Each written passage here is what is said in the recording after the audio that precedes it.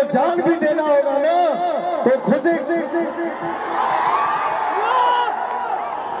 और जाति पाति से ऊपर उठना है भैया। जात पात करके हमको भोजन नहीं मिलने वाला है।